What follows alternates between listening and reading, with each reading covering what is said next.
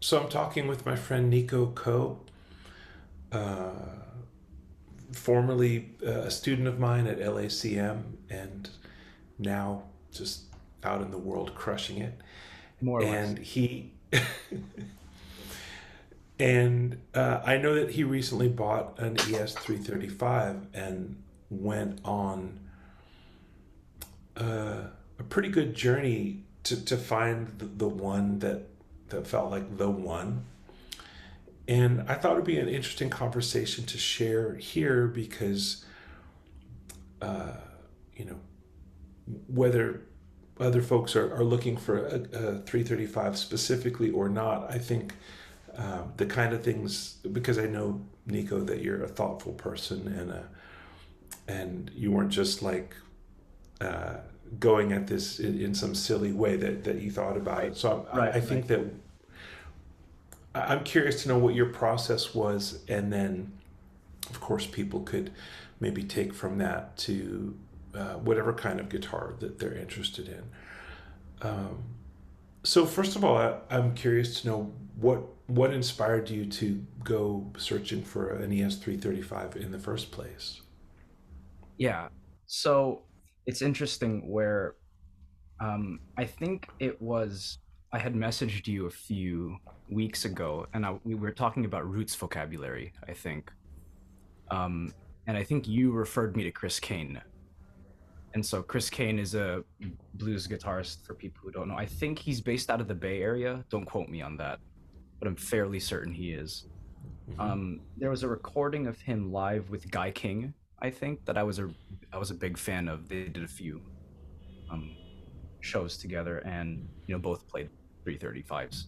And so yeah, when I went to LACM, my first exposure to a really good 335 player was Adam, and so that was an early inspiration as well. I guess I for a while I started off on Strats. Um, I ended up on the Telecaster because I felt like they were very direct. Um, I felt like they could take a lot of the counterpointy stuff. I feel like I don't know something about it. The strings going into the body, you can really get the neck warble how you want it.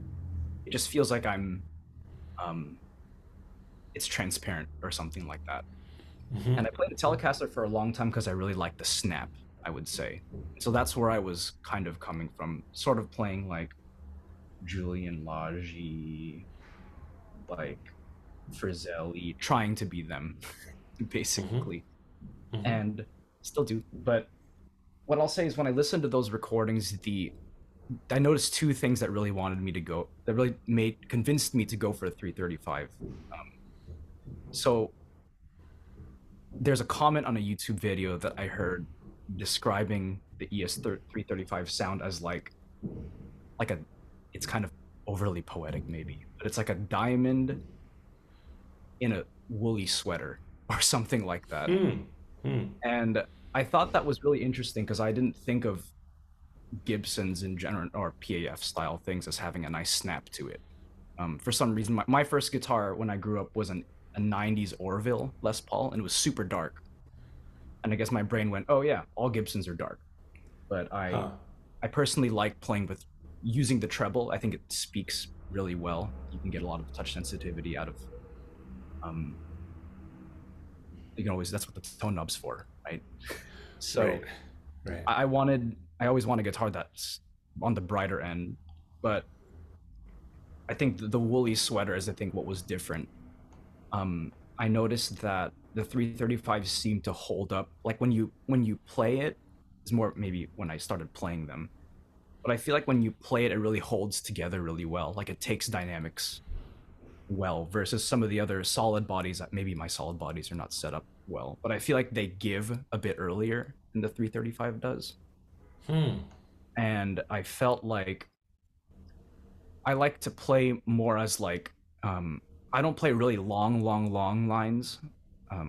I try to be more sparse, and so that subtlety, I really wanted that subtlety. Um, Another thing is that I do a lot of solo jazz, and so I just wanted something that had that acoustic-ish thing. You know, I don't know if Mm-hmm. that's I don't know if that answers the question. Yeah, for sure. The journey Yeah, that I for got sure. to that point.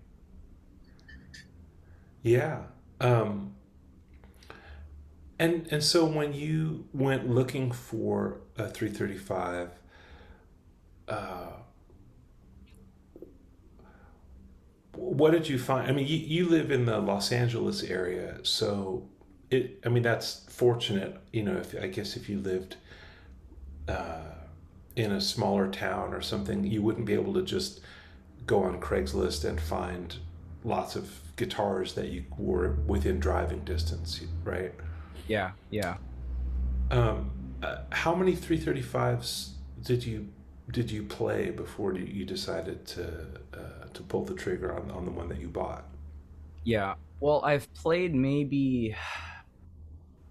played okay, so before my search, I've maybe played two or three. You'd be surprised how few opportunities you get to try all the guitars that you want. You know, I Hmm. still Yeah, maybe you're like this. You still discover like I've never played that type of guitar. I yeah, discovered it. You know, yeah, so wide. for So sure. I'd played a friend's. I think it was like a reissue. Um, but I didn't have a lot of experience. And Adam, one thing you shared with me when I reached out and mentioned the search is you need to try these out in person. Um, I feel like I felt a lot more variation between 335s than other guitars, for sure. Hmm. Hmm. A lot more. So like Telecasters, you know, I felt good in bad Telecasters. The neck feels different, but it's a piece of wood and string. Like it's I feel like to some degree there's good and bad ones, but it's not like one is going to be terrible and one's going to be there's a certain like Fender engineering thing maybe that's happening there too. Uh huh. But I feel like the Gibsons I maybe played somewhere in the teens. I had like a 2 week um pilgrimage. I would go Hmm. and I like called every music store within 30 miles or so, and then some like far ones like in Pasadena because I'm in Orange County, which Okay. is sort of LA, but maybe 45 to an hour and 20, depending on what time of day to LA. Right. And so I called a bunch of music stores and I sort of made a list of okay, they have five of these, they have two of these, and there was a huge variety. I would say even between just the stock standard 335s or the stock reissues, it was like Mm-hmm. some felt pretty good and some felt like um, it's kind of a weird metaphor, but it's like walking in a pair of shoes and your feet are wet and you have no socks on. Like, I That don't doesn't know sound good. it, I don't know. It might be too descriptive, but that's how it felt. Some of them it was a bit rubbery, Mm. and I don't want to. Maybe somebody found one that was amazing, but I couldn't. It was hard for me to kind of bond with a lot of those. I would say I tried maybe in the teens, no more than 20, but maybe like 12 to 16. I think different ones. I went to like little guitar collector stores, people on Craigslist. I did like a reverb search within 50 miles. And so that's another way of searching locally that um, I discovered that helped me a lot. So I just, Uh huh. you know, because most you buy online with reverb, but you can also search for local pickup. Right. Right. So How I narrowed it so down. you found stuff there that wasn't on Craigslist. Yes, exactly. So you sort of get Yeah. an, and I didn't find anything, but Facebook Marketplace as well Mm-hmm. is a third place that I checked. Mm-hmm. Yeah, the thing about like 335s versus tellies, in my experience, is like if you've got a telly that's maybe there's a dud telly, but like you say, you know, they're just right out of the gate. It's so simple that it works, and then of course if you want to dial it in, you can play with different aspects of it and get it where you want it. But a 335, if you take it off the wall and play it and it feels like a dud, I think there's just less things that you can do. Mm. Hmm. Really, like Hmm. I've played some that I just think are just never going to be good, regardless of the setup. You know, Whereas Yeah. I've played some Telecasters that could be really transformed, by a good setup. Yeah. Um, Yeah. yeah, so I know what you mean. I've heard, I think one thing with Fender style guitars that's really helpful is they are like, I think they were designed so the parts could be swapped pretty darn easily. And Right. so, I think a lot of people talk about the pickups. I think Alan Hines talks about, he thinks a lot of it is in the neck, actually. Hmm. I didn't, for some reason, I always thought about the body resonating, but he thinks it's in the neck. And so I think it comes down to that feel. Maybe it's like a psychosomatic, like, like I perceive it because I feel it. I hear it because I feel it sort of thing. Yeah. So I Yeah. can, like you said, you're right. You can swap out a lot versus the body of the Gibson is the body of the Gibson and the neck is the neck. Maybe I've heard you can re-neck them, but I heard it's a pain to do so. Oh gosh. I yeah. I didn't even consider that. Yeah, I suppose you could. Yeah. Um, yeah. So the one that you settled on, or settled on, isn't even the Yes. one that the Sold well, everything. it'll have to do. Uh, Yes. it's Yes. good enough. No, the one that you bought. What was special about it, or what is special about it? So this is it right here. Um, Wow. so it was much dirtier than this when I got it. Yeah, So you sent me a picture when you went to meet the guy, and it's a lot. Yeah, it was dirty. Now it's beautiful. Wow. my good friend Don from I'm gonna put a plug for him. Um, was formerly Jim's Music in OC, which is now International House of Music. He cleaned it up nicely for me and got it set up. Hmm. So this was actually the first listing that you had sent me. I'm gonna focus on the guitar now. Uh So this huh. was the first. This is the. Can you hear that? I have Yeah. my amp mic'd up. I'm not sure how much demoing you want me to do, but I have like a Tyler, which is like a Princeton with a 12-inch speaker.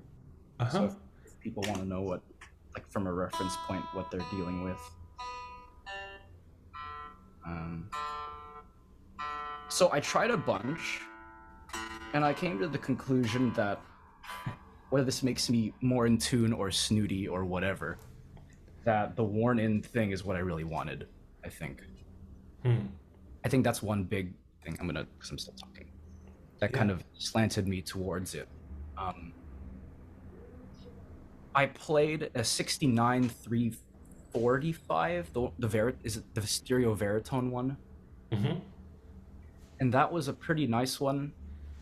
Felt good. I didn't bond with the cherry, but it was a good player too. Mm-hmm. Um, it was this crazy experience. It was like the guy lived in Laurel Canyon, and it seemed like he'd been a session musician. He went to Berkeley, and it seemed like he was letting go of a lot of his collection. Like he only played at that point like his his real D'Angelico, which is kind of crazy, Wow. and a like a really good reissue Les Paul. And so this had been his one of his weapons in the studio. Huh. Um, and I remember driving up to Laurel Canyon or down to Laurel Canyon. I don't know. For me, it's up because I'm coming from OC. And it was Mm-hmm. like a foggy, rainy day, and so it felt very mystical because it's like you're in the forest. It's like Yeah. the guy told me park underneath the mural of the Mona Lisa, and so his Whoa. house had this was like filled with art. It was crazy. His studio was on the third floor, and it felt like I was going up a cat. It was like a what a buyer's experience. you know? Wow. So you find these like I've always had this fantasy of like I want to find the guitar in the corner that no one knew about. Like you go to a thrift shop and there's like a secret Mm-hmm. Les Paul that no one has ever touched. And Mm-hmm. I feel like I kind of found that because this guy had taken really good care of it. So Hmm. it plays really well. Can you hear that okay? Woo. Yeah. Sounds great. So I'll try to be a good demoer. So I'll just play one note. I'll play neck first. Yeah. right?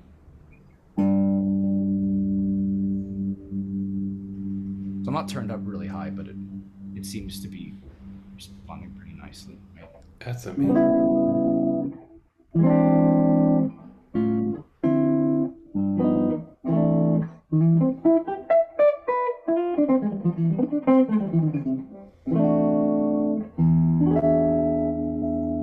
Middle.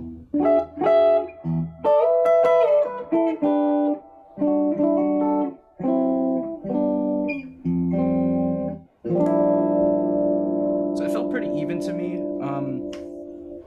But it's that it can do that thing, you know. It had the treble on tap.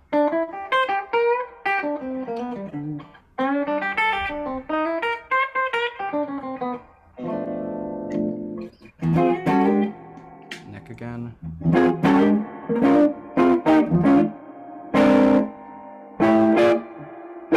So that gives an idea, but Fantastic. yeah. Fantastic. So Fantastic. yeah, so it was a good player. I mean, that's what I came there for. Was it played really nicely, but uh, the cool thing about this is so this is an '80s dot reissue. I think it's an '81. Hmm. I don't know how many of your listeners are like into Gibson nerdery, but this is the dot reissue. It's serial number one actually, Wow. and so serial that the last three digits. I don't know if it's going to focus, but 001. Hmm. And so the sticker inside is going to be hard to record, but it's the same. Wow. So Yeah, I see. so Wow. it seems to be the first dot reissue, and I don't. The owner was like, I don't know if that's why it plays really good. Like they wanted to get it right after the Huh. '70s. I know they're great '70s Gibsons, but and I'm talking like I know what I'm talking about, but I've just read a lot. Yeah. I Right. haven't had a lot of like, in the field experience like some other, so I don't want to like sound like I'm talking out of my ass or something. But But when you say you read a lot, I remember when you were looking for this guitar, one of the things that you said in our text thread that it was hard to find info. So where when you wanted to do some research, where where could you look? What were you where were you looking? yeah, there's that guy, 5 Watt World, that did a video on the history of the 335. That's where I started. I think he does like Mm-hmm. long form retrospectives on different guitars. Mm-hmm. Um, there's this other guy that like you can I find you can find like very niche websites where these people have like dedicated their lives to the 335 or like to the Strat or something, but you have to really dig. It's not like you'll click and you'll get to these like very marketed like so you're interested in the 335. Here are the five big box op, and there you Right. can tell they're like they were copywritten or they were written to Yeah. so there's not a lot of information there. They use words like, the tone is good. What does that mean? I don't know what that Right. means. And so I think there's a lot of we guitarists have a lot of mysticism. I think when we talk about guitars, and Sure. so you have to dig. But once you find somebody, you can tell because for me, the sign of somebody who's really passionate is like they're talking about it in a bit more detail than is necessary. Hmm. And I'm not saying I need that information, but I get the sense that this guy's a nerd and he cares about this, so I'm Right. gonna listen to him. It's that sort of thing, I think. And so whenever I found people like even if it was on a forum or whatever it was, if they talked like that, I got the sense that like they've done their digging. I don't know. Mm-hmm. It's hard to BS details like that, I think. Yeah. Yep. And so that's where I looked for information. Mm-hmm. Um, you Adam, you probably know this, but like we as musicians, we might make a good chunk of change, but we're not necessarily accountants or anything. And so when it comes to buying a nice vintage piece, like you have to really bond with it, right? And it's sort of Right. like, and I'm not buying this to keep in the closet. I'm buying it to play, but then it's worth a lot. So how do I take care of it? And so I didn't really research all these details because I wanted to collect one. It was like I don't have a ton of money, and I sold a whole bunch of other stuff to pay for the search, and so Wow. just wanted to get the right one. And so I, at the risk of sounding like a what's the word they use, like a blues lawyer or something. Like I feel like Blues lawyer. no Yeah. offense to any lawyers out there who are maybe great at guitar, but Right. I felt like I came at it from a player's perspective, and the number one wasn't really the reason, but maybe that's why it sounds good. I don't know.